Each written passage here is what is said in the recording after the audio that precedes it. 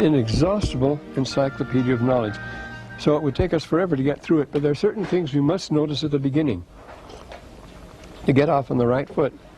These are things that concern us. We think today as never before in terms of world politics, and the opening of the Book of Mormon concerns our people. I mean that literally, biologically, and it concerns also our world, the world we live in. So this is going to take a bit of a historical resume of some sort. We start out then by saying, I, Nephi. You notice it is an autobiography, I, Nephi. Now at this time, the only style of writing was autobiography. Everybody wrote autobiographies. Everybody and his dog kept an autobiography, and there's a great autobiographical literature in Egyptian, and it starts out that way. There are some famous autobiographies. Well, we'll refer to some because they're so very close. They take place in Palestine and so forth, even at this time. And the style, I just picked up one here from, well, it was from DeBuck's reading book here. It's called The Autobiography of Kai. He lived a short time before Nephi. He gives his titles. He's an important man. He gives the title, and he starts out by saying, I, Kai, was the son of a man who was Nehet and Sa'ah, who was worthy and wise. And he starts out saying, I, Nephi, having been born of goodly parents. And then he goes on to talk about himself here. Incidentally, I notice he refers to himself down here as hedge hair, as white of countenance, Nephi, excellent of character, Chepesh Chet means clean of body, in habits and moral habits, and he shu em seket, and he shunned everything that was. The word sek is very interesting. It means both black of countenance. It also means greed, or anything which is evil. Now notice in the Book of Mormon use that peculiar thing, a white and delightsome people, a dark and loathsome people. It doesn't refer to skin color at all in the Book of Mormon. There's a lot about race in the Book of Mormon. That comes in here already. We can see that. But here, you notice he uses those peculiar terms. He was hedge hair, and he has a picture of a white mace and a picture of a countenance, white of countenance, and he was excellent and clean of body, and he shewed cynic. And cynic, as I say, is what is greedy or what is dark of countenance. And he goes on and tells what he did. He was, I succored the weak, I protected the weak against the poor, he says. UNF,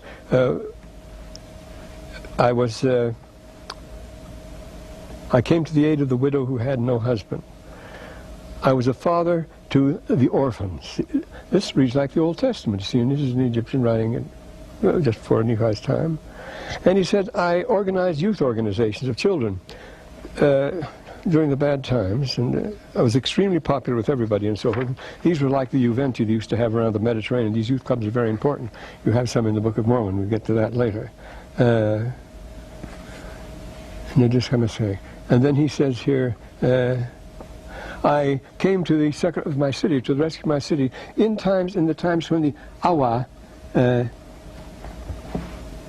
this is MD Herod, when the robbers were on the roads, he says. See, again, plundering, raiding bands, a particularly bad period. You see, this is what would happen. The society would become unseated, then you get roving gangs, and they were very common all throughout the Mediterranean. And he says, I came to the rescue of the city when against these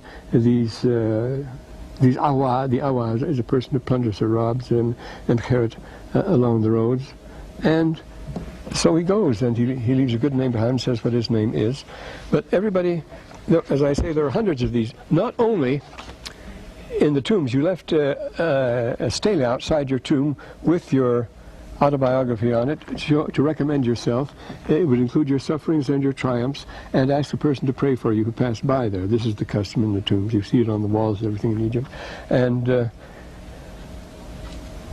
so we have these hundreds of biographies, but also literary biographies. Now the one, I mentioned the story of Sinuhe here, is a good example because it takes place, it's an Egyptian but who lives in Palestine.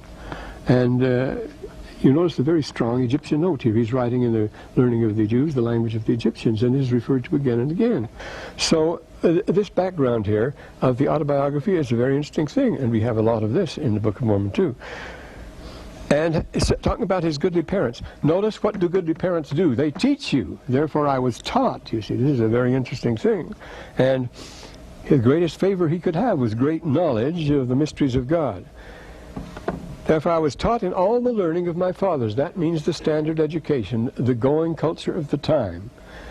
Tomorrow we talk about culture. We're going to talk about some history today if we get around to it. But this verse 1 slows us down, of course. This is verse 2 and 3 and 4 and 5 and 6 and 7. We'll do the same thing. But, and notice you always mention having suffered many afflictions. Well, the purpose of writing a story, whether it's 1001 Nights or anything else, is to tell of what the hero has to go through. Andromoyana Pamusa. The Odyssey starts out that what he had to go through. Poland, he suffered upon the sea. He suffered many sorrows and anguishes before he meets his final triumph. This is the regular plan. So that's the way the Odyssey. Polodhod en ponto kathanagya. Many ills he suffered upon the sea until he. And the same thing. The Aeneid starts out the same way, doesn't it? Notice these start out with the fall of a great city. Every one of them falls out. This starts out with the collapse of Jerusalem. And of course Odysseus is suffering on his way home from the fall of Troy. The same thing with Aeneas. Per varios casus per tot discriminum rerum tendens in latio. Through many trials and tribulations, through many close calls, discriminum rerum, we are making our way, we are painfully making way to Latium, where we have a promised land. The theme of a man looking for a promised land. The city has been destroyed because of its wickedness. That's the way the Book of Mormon starts out. And this leads us to a very interesting phenomenon that we find in the Book of Mormon and everywhere else, and that is what I call the recurrent scenario. Same things are happening all the time, and you'll find them happening all the time in the Book of Mormon. And this is a very good check, a very good control on things, the recurrent scenario, because things do recur at various levels. Well, we have plenty of chance to recur to that theme, but let's go back here, and then being highly favored of the Lord. Notice, in spite of all their sufferings, they were highly favored, and they end up usually happily, and they get their promised land. Having had great knowledge of the goodness and the mysteries of God, therefore, this is an extremely interesting use of the word mysteries here. What were the mysteries? These are the mysteries of God. Well, at this time, around 600 BC, now, as I say, tomorrow we'll refer more to the cultural history of it. Around 600 BC, this word mystery spread everywhere. Of course, it's the Greek word mysterium. It means a thing that you don't talk about. A mystery is a thing that you cannot find out or learn about by your own resources. A thing you can't possibly find out for yourself. It must have been revealed either as a primordial revelation in the beginning, handed down, or it's been revealed to you or somebody else. But a mystery, and it's something when you hear about it, always don't talk about these things. Therefore, remember what Moses tells. Well, this is a typical mystery when Moses talks with God face to face in the final words of Moses in the 41st chapter here, 41st verse, the first chapter of the book of Moses is, therefore, and in a time when these things shall be held as naught, they'll be brought forth again. When men shall hold these things as a thing of naught, they shall come forth again as among the children of men, among as many as shall believe. Meanwhile, you keep this very secret. And the mysteries are always handed down secret. Well, at this particular time, I'll mention this tomorrow more, everywhere in the world there were cults and sects springing up and spreading, all connected with each other in a very interesting way. And these were the mysteries. Everybody wanted to get in on them, but you had to be initiated to get in on them. Well, but he's talking about the mysteries of God in their proper sense here. The mysteries of godliness is what we learn in the temple, in the gospel. But he makes a record in proceeding of my days. One thing, whenever you receive the mysteries, well, of course, the ancient mysteries, the prehistoric mysteries, such as those of the cave of Trophonius in Crete, you would go through the mysteries, you'd go through the cave and so forth, and the Eleusinian mysteries, but you're always obliged at the end of the initiation, at the end of the mysteries, you are always obliged to write down on the tablet and deposit the tablet there what your experiences had been. At the end of the mysteries, you were required to record before you could leave the cave or the temple or whatever it was. So you leave a record of your experiences in the mysteries, whatever visions it was you had. So he says an interesting thing here. Great knowledge of the goodness of God and the mysteries of God. Therefore, I make a record in proceeding of my days, of what I've been through, because having been through the mysteries of God, I'm under obligation to preserve that knowledge. Anyway, we get off with the first book here. And then he says, in the language of my father. Now he uses language throughout. It's used very often in the Book of Mormon. We'll see in these earlier books, especially by Nephi, as meaning the manner of speech and the delivery and the message delivered. This was his language. Means this is the message he delivered and so on. As against language, the other meaning, of course, language is tongue or speech. And the same thing. It's very interesting. The Egyptian word for it is just a picture of a mouth. And it's as broad as you can possibly imagine. It means language, it means speech, it means utterance, it can mean a chapter. And no two peoples translated alike when it appears in the Book of the Dead. Does it mean a spell? Does it mean a chapter? Does it mean a recitation? Speak the following words. All it is a picture of a mouth with a stroke under it. But he makes a record in the languages, but you can't get away from this very odd thing, the language of the Egyptians, because the book recurs to it on a number of occasions. What would they be doing with the language of the Egyptians? So this is the subject of our theme now. Incidentally, at the very time, the generation that Lehi was living was the time that Egyptian, well, it had always been the official language, that Reformed Egyptian, that Demotic, became the official government language. In the 26th dynasty, time of Psammetichus II, in the time of Lehi, it became the official way of writing, was this new Reformed type of Egyptian known as Demotic. And at the very same time, we're going to erase there. That means the common. At the very same time was up at Meroe, where the priests who used to be in the royal court, former royal court at, I brought it in here, at Napata, they fled further to Meroe, and there they produced a new type of Egyptian at this time, which was Meroitic. Oh, I've got a picture of it here, of Meroitic. Come on. And that's Meroitic.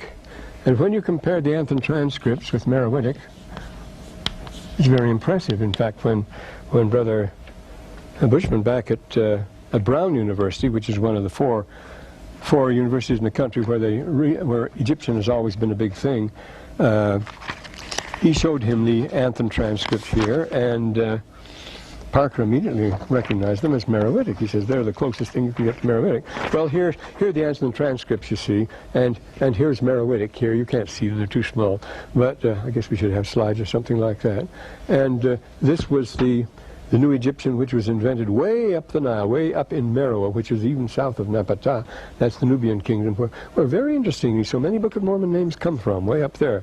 Well, we can see why that is. Maybe in a minute we'll see why that is. So let's consider what the world situation here is in Nephi's day, which is very much like ours, and it's a time for, believe me, a time for alarm. So we'll have to draw a map first, won't we? Gotta make it big enough to see. Gulf of Alexandria here. Oh, that's awful. Put Cyprus in there. We're going to put go down here like this. We'll put the Nile will go down here, and we come over to Thebes, and then we go down here, and we go down to Nubia. And then we have the Dead Sea here. Oops. Coming down. Well, that's about it, isn't it? Yes, that's right. It comes down here. This is what they call the Jowf, this long riff, you see, that comes down here, and then this comes down here, too. Then you go down here to Abyssinia, some Abyssinia. Then we must go out here to the Persian Gulf, yes. We'll take it this way. We all know the Persian Gulf these days. Oh, this goes down to Kathawar and that sort of thing. Oh, that's an awful person. That will never do. We'll have to put, well, here's your Sea of Galilee, and here is the, shouldn't try to do it too fast. There we are, and here's, well, nearly that far south. Just about. I've got to put the Lausanne in there because it's always so spectacular to stand on the cliffs and look at the Lausanne. And that comes down there, and that's the Jordan, and here we are, and this is Sea of Galilee. And you have to be more careful about Arabia here, though, won't we? Come out like this, and it goes up like this. And as you know, here's the Strait of Oman here. Comes in like that. Now that's more like it, isn't it? This one here. It's where we're having all the trouble today.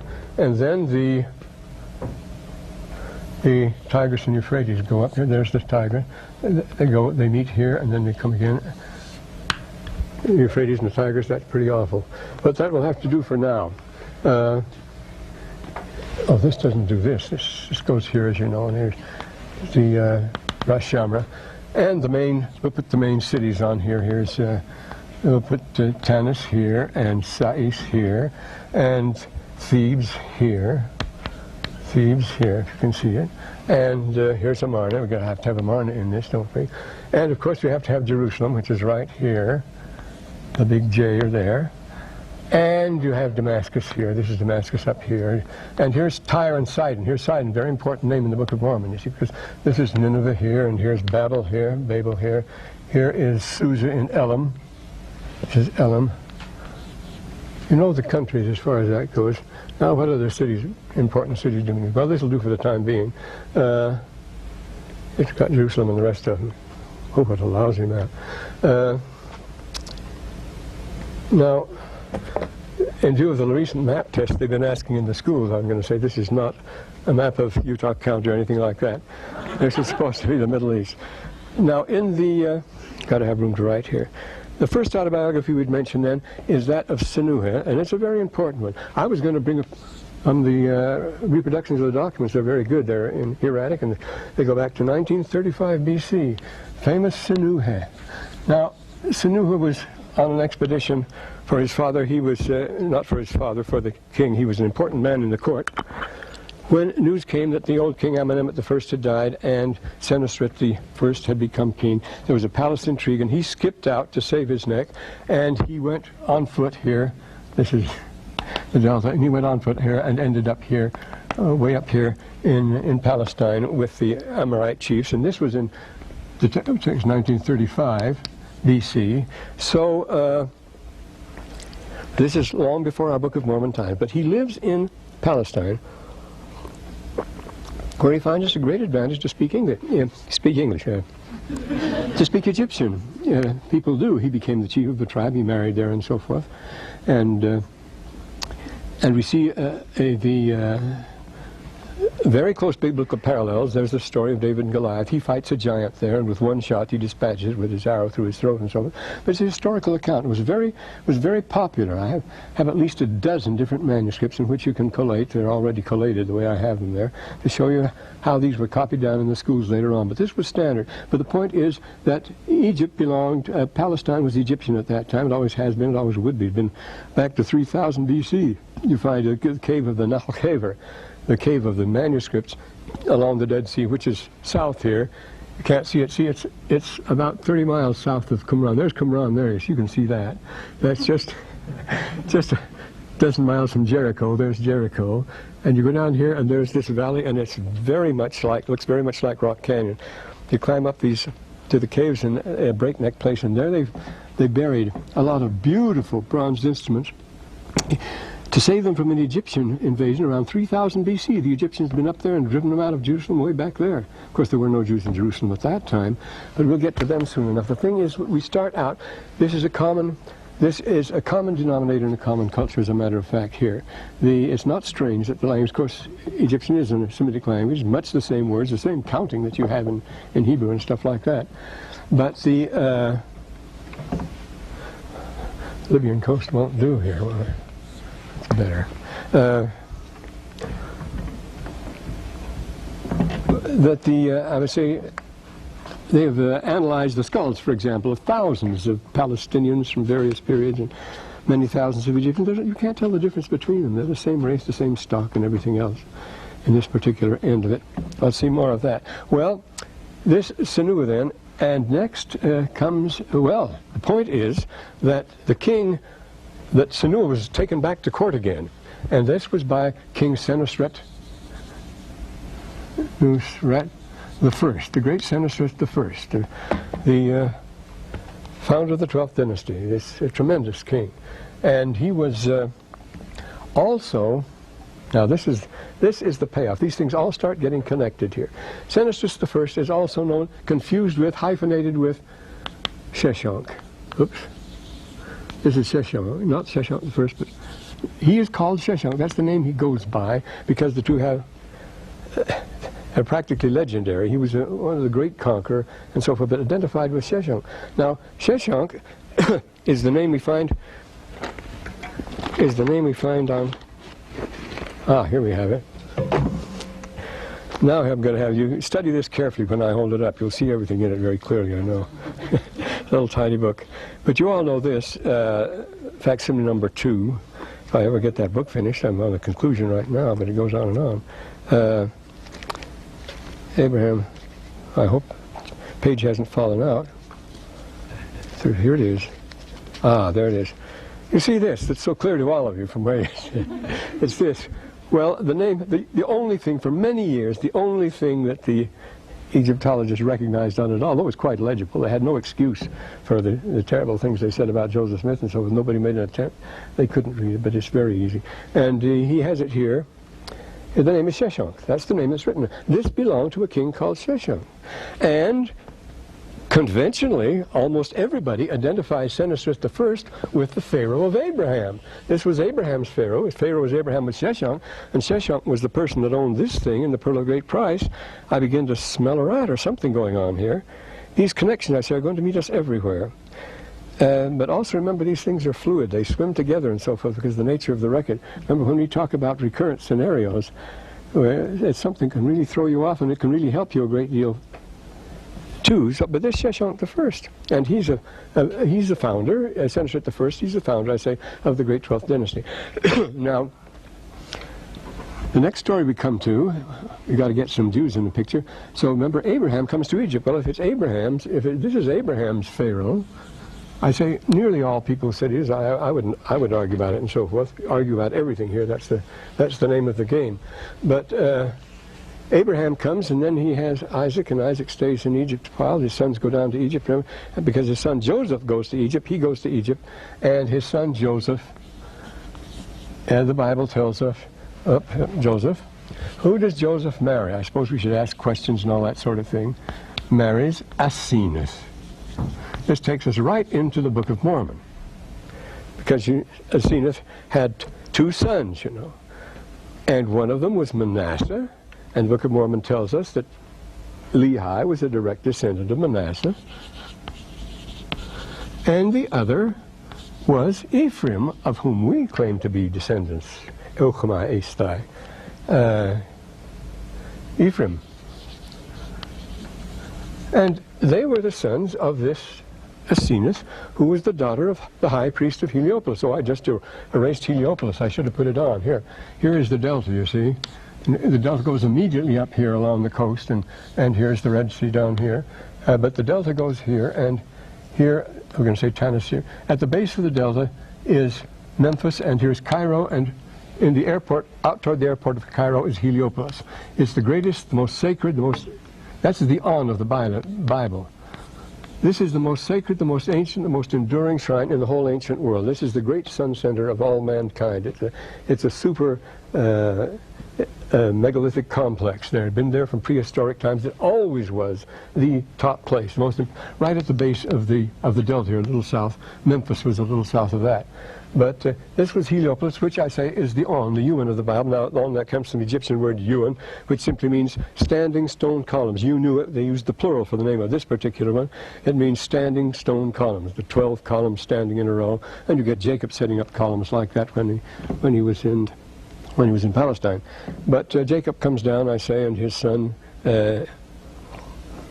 Joseph becomes the vizier of Egypt, the second most important man to Pharaoh, and marries Asenath, who is the daughter of the high priest of Heliopolis and a direct descendant of Ham, and we are descendants of Ephraim, while Lehi's people are descendants of Manasseh. So we're getting into the picture right at the beginning here. It's a very important thing, how these things all tie up together. Then, at this time, shortly after this, do we have the people of the sea here, I wonder? I wonder if I should have put, no, well, Amarna comes before them.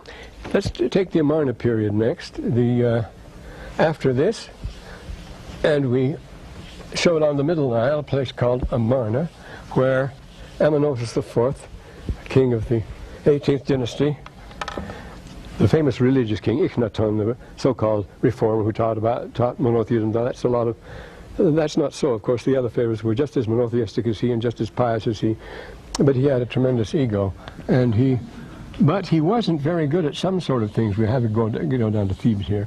It was down like that, and this is the Wadi Hammamat, and here is this sort of thing, you see. But here is Amarna, right smack in the middle between the base of the Nile and Thebes down here. This is Amarna. And there we find in 1887, the French excavated in the winter of 1887 and 88, they excavated the famous Amarna tablets. I should have brought them along. I have copies. Ooh, there are thousands of big things. The Amarna tablets. They're in Aramaic. Very interesting thing. This is 14th century, around 1300s, 1350, and, well, 14th century, the Amarna tablets. And they are written in Aramaic, the common language of Palestine. You couldn't distinguish it from Hebrew in those days, as Albright has shown. And they're a record kept in the king's palace here of this Amenophis IV. I guess we should call him Akhenaton or Ikhenaton. That's the name he preferred. He changed it to that. Ikhen, Aton, the glory of Aton. Ich, the glory, the Ach. See, it should be Ach, I suppose. Achu means glory. Ech, and belonging to Aton. Ikhen, Aton. And this was his archive, and what it is hundreds of letters, over 400 letters, from various chiefs and kings up here in Palestine, asking him to come to their aid, to come to their rescue. Well, who's invading? Is it Assyria? Not at that time, too early. Is it the Babylonians? Not that early. It is our own people coming in very largely, all sorts of people coming down from the north. A great mixture of tribes that are named. They're the Guti and all sorts of familiar names. Could they be the Goths and so forth? But the tribes are really in motion in that time, and they're moving in on various places. The king of Jerusalem, which is not Jewish at that time, writes very urgently, will the king, because this is his empire. This is the Egyptian empire. That's what you talked and spoke and everything. It's Egyptian, but now it's all Aramaic. You notice they have a lingua franca, and it's Aramaic here, which I say is very much like Hebrew. And it's spoken all over. It's the official, and it's written in cuneiform. The form it's written in is not, they already had an alphabetic writing. Of course, Egyptians alphabetic writing. They had an alphabetic writing, and they had Hebrew writing at that time. Well, no, they didn't. But they're writing in cuneiform. That's the common, they had one common. Just as English is the thing today, Aramaic was the thing then. Everybody, any city you went to, any merchant, your documents would be in Aramaic. And these records are all in Aramaic, except for some exotic languages, a few of them, telling about these wandering, marauding bands. They're driven out by, of course, serious climate changes and forcing everybody to move. And especially the king of Jerusalem writes, please come to my rescue. I am being pressed on all sides by the Habiri, which, of course, are the Hebrews. By the Habiri. They've been identified, of course, easily enough with the Hebrews, and of course, naturally there was a reaction, no, that's just too good to be true, it can't be the Hebrews. But it turns out they're the Hebrews moving in the 14th century on Amarna, on Jerusalem, which goes by, all the cities went by that name. Beirut, in those days, was called Beirut. It hasn't changed, and there were the same riots in the streets there are today, and there were the same mass. No, the picture does not change. This is the point, because as Heraclitus says, first of the greatest of the really early Greek philosophers, he says, ethos anthropodemon, a man's character is his fate. What you are, what happens to you, you determine. It's your character that will decide that, you see. And it's the same thing. Whether people have riots or not, it's built into them. It's built into their characters, their culture, and of course it is a two-way sort of thing. The culture will reinforce the character will reinforce the culture, and if you once start fighting, it mounts exponentially, and you end up being wiped out. I notice it's very alarming how much the figures having to do with various retrograde movements in the atmosphere, on the earth, in society, and so forth today, how much more rapidly they're gaining ground than anyone ever predicted. Things are coming downhill so much faster than anyone ever dreamed. We won't go into that happy thought until later. But then you see, as part of this, the next wave of this, less than a century later, come the famous peoples of the sea, or the sea people. And these are certainly, they're Western Mediterraneans, and they can come from as far away as France and Central Europe and so forth. We have a very interesting writing on that Central European thing recently. But these are the people called the people of the sea. And the peoples of the sea, which come in around 1200, they destroy the whole world. They destroy the whole world here. This is what happened. There was the great Hittite Empire. Remember, Abraham was concerned that his sons not marry Hittite daughters, but they married them anyway, because now these were the Hittite Empire, and what did Hittites speak? They speak a language like Welsh, very close to our own language, you see, just as the Minoans over here, the Greeks on the mainland, Mycenaeans, were speaking something that you'd almost recognize as English. Just as at the same time here, the Medes and Persians way up here, they're still savage tribes. They haven't got, not savage, but they haven't got dangerous yet. They're going to get dangerous soon enough. They are language closest of all to English. Well, anyway, the sea people come in, and they go by the name of Shardanu, which is the people from Sardinia. Sikilu, the Sicils, the people from Sicilia. They from the Tyrrhenians, which relate to the Etruscans of Italy. You have their blood. We have their blood in our veins, every one of us. They're a great mix of people. They come along the coast. They come with they weren't really sea people, but they came. They're described as coming along the coast both ways. A squeeze play, carrying their wagons and their children and all their possessions on these big lumbering ox carts coming down, while the ships would accompany them by sea. Later in the 11th, 12th centuries, the 10th centuries, the Vikings did the same thing in the north. They advanced the same way. The Vikings advanced more by land than by sea, actually, though they were the great sea rovers, as we know. So these people move in, and they destroy the Hittite Empire. It disappears all of a sudden. It was a great rival of Egypt up until then, and they smash the main. Egypt is driven out. Egypt doesn't have anything to do here. This breaks up into a lot of little kingdoms. As you could see, this already happening. So this is the sea people, well, 1200, you see, and everything changes. They come in, and the story really begins there as far as well, another wonderful biography comes in, autobiography, a wonderful autobiography. That's the autobiography of Wenamun. That's the other great standard autobiography that was read in all the schools. And we're able to date this very nicely. This dates from Wenamun. He tells a wonderful story, very convincing. 1087 or 85, well, let's make it 1085, he visited Ammon. He was a priest, he was a director of the temple of Ammon at Thebes. See, Ammon is everything at this time. Ammon wasn't early, but Ammon is now, as it is in the Book of Mormon. He is a priest of Ammon, and he has to go to Byblos here, not to Byblos, to Gubla, yes, it's to Byblos on the coast, to get cedar logs. This is the Lebanon, Mount Lebanon, where the cedars grow, to get cedar logs for building the ceremonial bark down there, a great ship, and to repairing the temple at Thebes. But he hasn't any money. Everybody's broke. Everything has been overrun by these people now, and but he has a certificate from Ammon of the Way, and he has an image that will give him rights. He's a tremendous missionary. He preaches the Ammon, the one God who rules all men and so forth, and it's straight Old Testament theology as far as that goes. But he's going to try to use that. And up here, this is Tanis. At this time, chiefs were making themselves independent, and at Tanis was a famous prince who made himself king. There was Smendes with his wife Tintu-Ammon, Smendes, and of course they have the money and the means up here. See, what you could do if you were strong enough is get a gang around you and make yourself prince of a small kingdom. And to legalize it, you could always legalize it by intermarrying with one of the priestesses at Thebes. That was the chief woman at Thebes was called the mother of the god, and there was the wife of the god. And if you wanted your dynasty to be legalized by Thebes, you would intermarry, and this happened a number of times. But anyway, he goes up there, and he wants to get some money to get the logs. The king says, all right, I'll make you out a requisition here. And he gets some money, and after a long, long time, of course, official business takes ages. After months, he's finally able to sail, and he sails up to Byblos, but on the way, Tyre, see, there's the king of Tyre.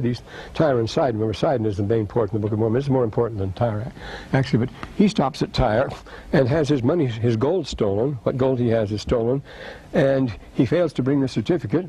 And he goes up to try to talk the king of Byblos into giving him the logs anyway. And then you have a scene that's really out of the Book of Mormon. It sounds just like Laban going in to get the precious things, to get the plates, to get the brass plates from Laban, like Laban trying to get the plates from Laban. See, they come very close together. Laban, of course, means means white, means full moon. So Laban, and he goes in and asks the king, and the king, anyway, fine, that's dandy, we'll sell you, we've upped the price, of course. When he finds out he hasn't any money, he's furious, he orders him thrown out and everything else, the usual thing. But then he challenges him as a missionary, he says, look, I come in the name of God and so forth, and the king says, all right, it's true, we paid Ammon tribute for many, many years, we sent logs to Egypt for many years, but let's go into the records and see. So he sends his secretary in to bring out the records, and they've kept the records for hundreds of years, the records of his ancestors. See, here he says, look, now my ancestors bought this and this and this from Egypt, we got, but you always paid a good price for our logs. You say, we gave you the logs all right, but you always paid plenty for them, and that makes it clear he's not going to get it. Well, it goes on, and he, after many narrow escapes and so forth, unfortunately the end of the story is broken off. He's cast ashore on the island of Cyprus there, and gets involved in religious procession. One very interesting episode there, like a Book of Mormon episode. The one thing that saves his life, that he's going to be thrown right out and not get anywhere, and the pirates are waiting for him on the sea and so forth, is during a religious procession, one member of the procession, a priest, passes out. He passes out, and he has a vision, and he utters words saying that the God commands that this emissary of Ammon should be respected and so forth, and so he's able to save his neck that way. Well, see, these things are all connected. Egypt and not Israel at this time are acting hand in hand, but Israel is now soon to be taken. And who takes it? Remember, they go in, and remember, Joshua takes it, then moves in. But he doesn't take all the city. The main city, the city of the Jebusites, the Jebusite city is taken by David. He comes in next. Now David couldn't build a temple. He wanted to build a temple, he couldn't want to. See, what else do we have here? And but he did one thing that has definite bearing on the Book of Mormon, showing again how these things are connected. You mustn't miss any of this. David had a commander, Joab, who was a rough, tough character. He didn't fool around with anything, and he sent Joab down to later the kingdom of Ammon, down south to the kingdom of the I mentioned it already earlier, but he sent him down to quell the Arab uprisings in the far south, which is a regular kingdom. And he went down there and he drove out Hadad. Hadad was a prince at the court there of Egypt, and Hadad fled from Arabia over here. He fled right to Upper Egypt, right to the court of Sheshonq. This is another Sheshonq, though. Sheshonq the First, who founded the 22nd dynasty. We've come down a long time, you see. Hadad fled to the court of, and he married one of the king's daughters, or was it one of the king's daughters, or, yes, he married the daughter of one of the king's wives. It was, well, they had many wives and so forth. But he became ingratiated with the court with King Sheshonq here. Now, Sheshonq had been, there's another story, you see. Have to draw the delta again. Well, here were the Libyans. They're very important people. And they were constantly pressing on the Nile, moving in because bad circumstances. The desert isn't pleasant. They were always moving in and settling. And they came in a big way earlier this, and they settled in Hermopolis for 5 generations, and the 5th generation of the family, as the pharaohs took them on and hired them as guards and military supporters and so forth. So they were able to stay without too much trouble, though they became quite independent, these great chiefs. And this Sheshonq, Bubawaya was the grandson of Bubawaya, and he was the who called himself the great chief of the Meshwesh. The Meshwesh were one of these tribes. They, remember, Brother Professor Bear told us about this. The Meshwesh settled at various places, but he made himself king of the. He became king later on, but as chief of the Meshwesh, he had settled there. Mixed. Is not an Egyptian name, and he founds the 21st dynasty. He's following after. But at the same time, you have Thebes, the priestly dynasties of Thebes from the far south. You see, you have these directions here. We're going to have to do this. You have the Libyans in this direction, pressing in. You have the Nubians or Ethiopians, either way you can call it either one, from Nubia or Ethiopia, from the south, pushing up, and you have the Amu or the Asiatics, always, of course, coming from the north and the east, the north and the east, always the pressure. And the dynasty, the Ramesside dynasty, the 20th dynasty, they were Asiatics, very Asiatic, pro-Asiatic. These people, this 21st dynasty, they were Libyans, and then you're going to have Ethiopian dynasties now, but they start out in the royal, in the temple of Zeus, in the temple at Thebes, in the temple of Ammon there. And that was the person that started that had been sent down to be the king's son of Cush. They call him the king's son of Cush. That is, the king's chief son would be sent down to rule. This was Cush, the far south. And to keep that in control, it was a long-stretched kingdom. To keep that in control, the king's son of Cush would go down. That was the office he held. And this person had the name of Korihor or Herihor. He came up and became the high priest, and as high priest of Thebes, and he assumed that, but he kept his military office at the same time. They did that. The high priests of Thebes were military governors. But he had a son, Pianki, whom he was able to put on the throne. Pianki. This is interesting, I say, because these are good old Book of Mormon names, Korihor and Pianki. Pianki is a name not found anywhere until the late 19th century. Pianki, there's some very important Piankis. Of course, this means the living one, the one who's been made to live, and Korihor, the one in the presence of Horus. But so we have our Korihors and Piankis in the Book of Mormon. You see they're involved in the same situation when we get to it. The very same sort of thing, because they set up the priestly court. Remember, Alma tells Korihor when he's brought before him, this is the first time priestcraft has been established in this country. We've been able to avoid it. And Korihor ruled, of course, by priestcraft. Well, as if we weren't sufficiently confused, we'll have to get down to,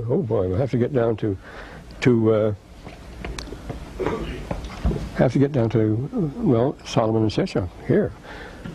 This Sheshonq. So Hadad goes over to Sheshonq, and David dies, and he's followed by Solomon. And Hadad keeps urging Sheshonq to invade Palestine, which had been Egyptian territory for many years. That was the Egyptian empire. And the great desire of his life was to reconquer all the old lost Asiatic empire of Egypt. And he was the last great conqueror. He did it. We're going to see he did this, but it was at the urging of others. And now this is biblical, you see.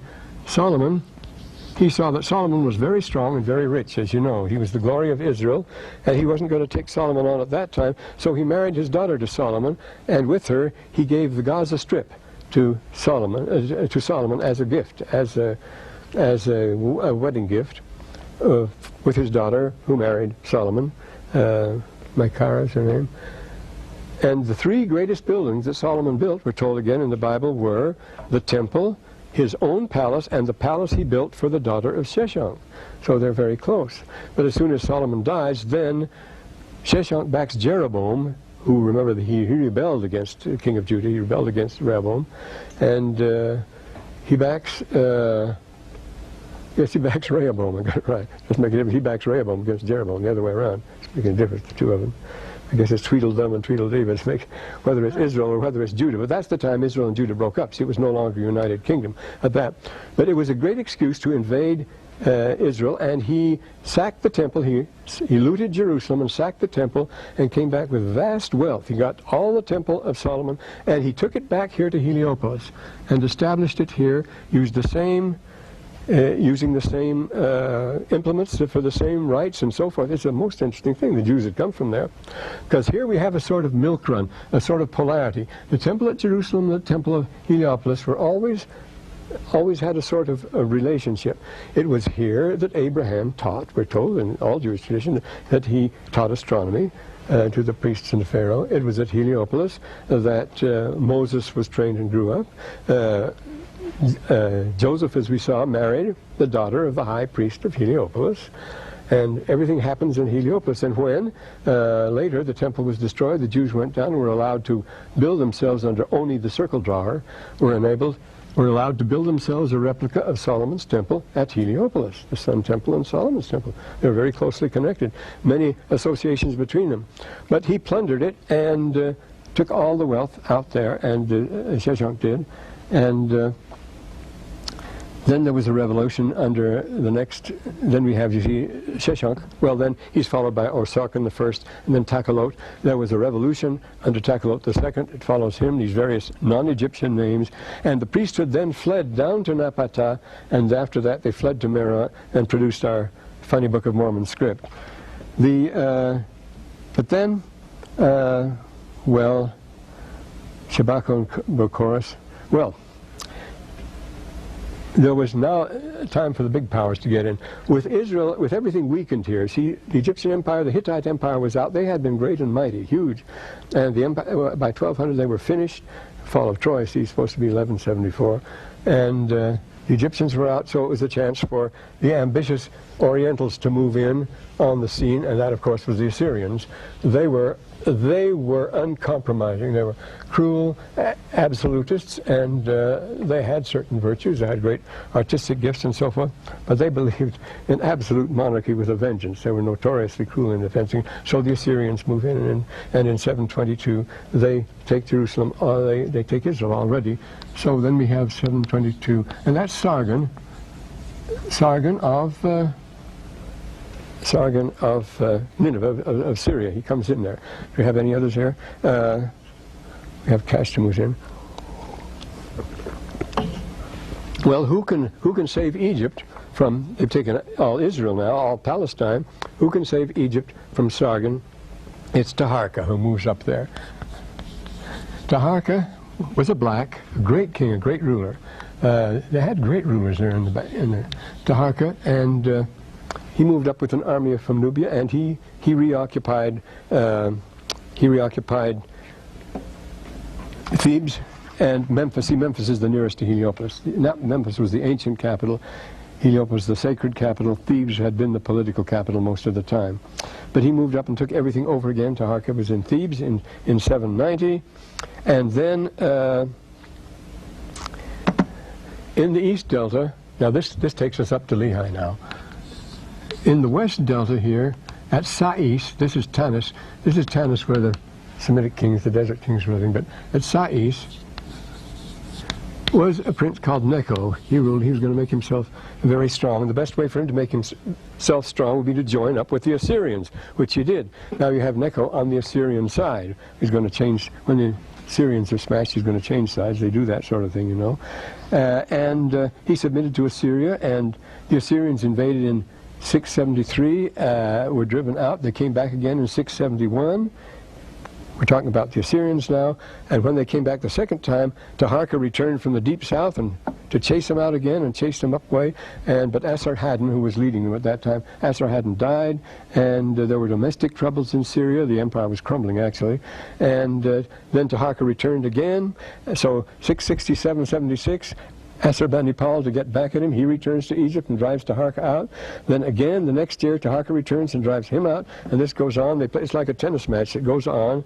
And the son of Herodotus tells this nice story. The son of Necho I was Psammetichus I. Now we're getting to Book of Mormon. Psammetichus I, and he organized at Sais in Western Delta. He united the whole Delta, getting the chiefs together and so forth. And when he was on the coast, marching along with his band, a large fleet of Carian pirates approached, and they landed and started to charge. And he said, "I can make something of this. Look, boys, don't rob me. There's plenty of stuff inland. If you just follow me, I can make you rich." So they all join him, and his army. He builds an army of Greek mercenaries, and from this time all the Egyptian armies are Greek, and Palestine, including Jerusalem, is swarming with Greeks. You'll find Greek names in the Book of Mormon. You should, because they were popular at this time. The Jews are always willing to adopt foreign names. So he found the famous 26th dynasty, and this is the one that thrives in Lehi's time. For example, from the time of Psammetichus I, we find at Abu Simbel, way up the Nile there, where they've moved those big monuments of Ramses. They've moved them up on the cliff to save them from the Nile, the new dam. There we find inscriptions from the army of Psammetichus I, and they're all in Greek. He has a Greek army. That's what he's using all the time. We're back in the Greek wars now, and Necho was killed. Necho, his father, was killed in the battle, and then Psammetichus I again joins the Assyrians, and the Assyrians make him king. It's the Assyrians who put him on the throne, actually. So Assyria then plunders Thebes, but Syria lost their shirt in the operation, decided they never came back again. And then one fine night in 622, Assyria disappears. The whole thing collapses. This is because the Medes and the Persians and the Babylonians got together and tried to squeeze play to knock out Assyria. It was threatening everybody. The Medes and the Persians way up here in Central Asia, see? And here are the Babylonians down here, and here are the Assyrians here.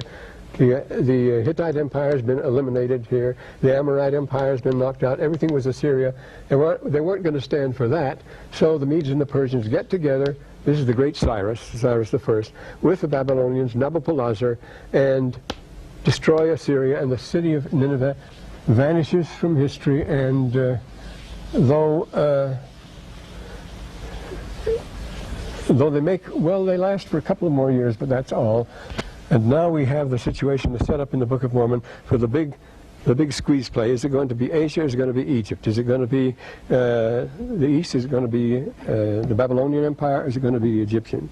Lehi's family are split down the center as to which side to follow. You can see the situation here. All these shifting loyalties and so forth. Overnight a battle can change the whole picture, and you can be in grave jeopardy where you were on top of the world the day before. And so there's this great tension. It's typical of the Middle East, and it has always been. Now, I forgot to mention the geographic significance of the Middle East as the cockpit of the world and this sort of thing, but we can mention that in passing the next time. So it's time to go now. I hope you didn't miss any of this.